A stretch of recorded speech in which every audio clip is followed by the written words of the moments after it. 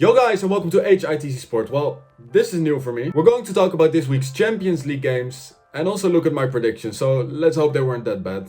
There's only one way to find out.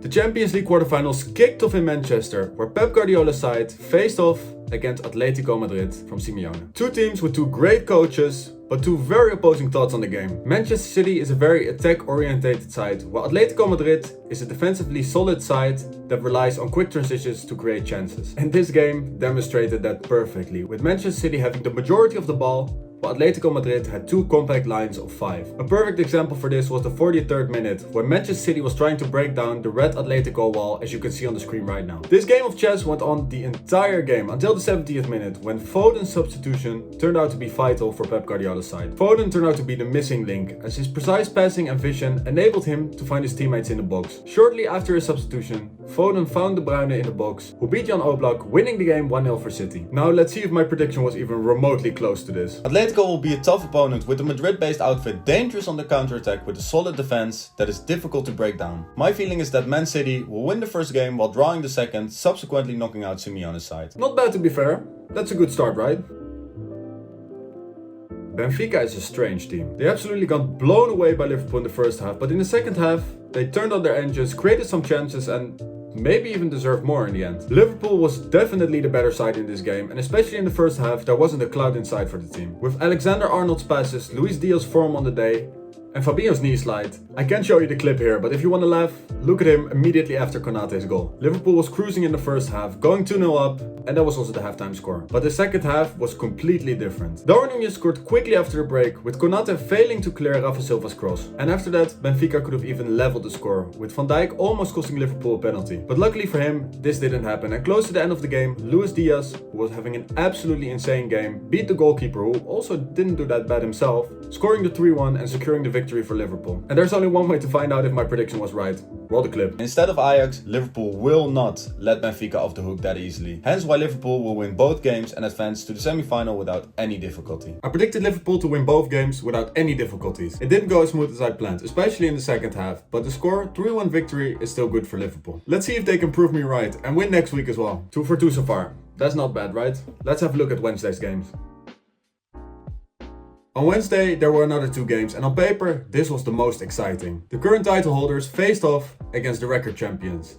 It was Chelsea against Real Madrid, and this game did not disappoint whatsoever. On Stamford Bridge, Chelsea hoped to secure a good result before traveling to Madrid next week. But Chelsea didn't have the best of games this week, getting absolutely destroyed by Brentford in a 4-1 demolition. Real Madrid, however, won their game, although Los Blancos had a difficult time against mid-table Celta de Vigo. But on Wednesday, both teams looked as sharp as ever, resulting in a very interesting game. Chelsea and Real Madrid were both looking to open the score as soon as possible in a game that went up and down in a very high pace. Vinicius Jr. had the first big opportunity of the game after cutting inside and hitting the crossbar. But this turned out to be a sign of what was to come, as Ancelotti's side started to dictate the game from here onwards. Real Madrid overloaded the midfield, with Kanté and Jorginho often having to deal with 4 or 5 Real Madrid players. I know that Kanté counts for 2 on the pitch, but even he couldn't solve Chelsea's problems here. And then Karim Benzema happened. In the space of just a few minutes, Benzema netted twice after assists from Modric and Vinicius, setting up Real Madrid for 2-0. 2 technically difficult headers, but in the form that Benzema is in right now,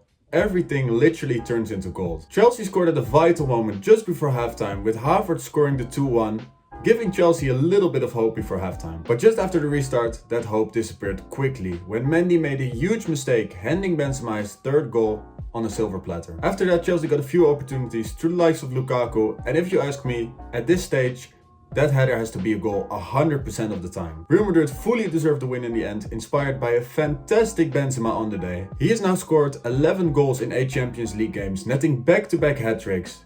This guy is absolutely on fire right now. Now it's time to see my predictions for this one. In Chelsea's last game, Havertz was the attacker with the most goals on the field, having only scored 6 the entire season, with fellow attackers Ziyech and Werner adding a mere 5 goals combined. Compare that to Benzema's 24 goals, and it's clear that Real Madrid have a far greater attacking output, with the likes of Vinicius Jr. not even mentioned yet. Real Madrid will make the semis, winning the first leg, while Chelsea takes the second, but enough for Los Blancos to advance. Real Madrid won the first game, just like I said, but let's see if Chelsea can get a result next week in Madrid.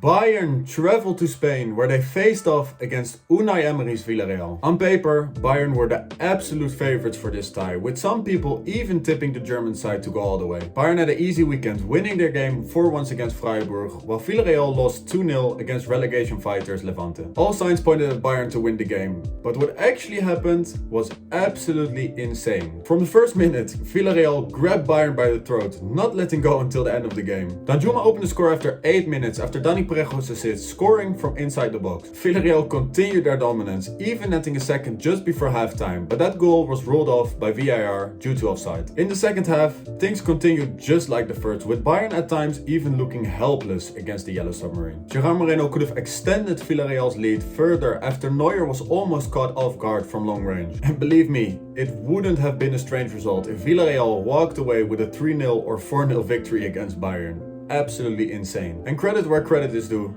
This is not the first time that Emery finds a way to defeat Bayern. As the coach of PSG, his side won 3-0 against Bayern in 2017, giving his side the edge 5 years ago. And on Wednesday, his master plan worked again, with the only downside being that Villarreal could only score 1 goal. And for Bayern, they have a lot of work to do the second leg. I'm not looking forward to this, just roll the clip. And now moving on to probably the most straightforward of the bunch, and I'm just gonna say it. Bayern will reach the semifinals with a win, both away and home, with Lewandowski scoring at least twice. I'm sorry Villarreal, but your road ends here.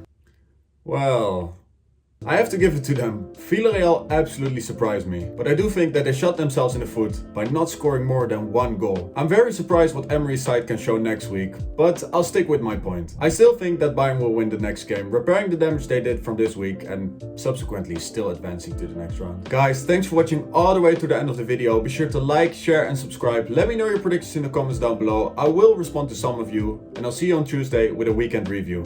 Peace.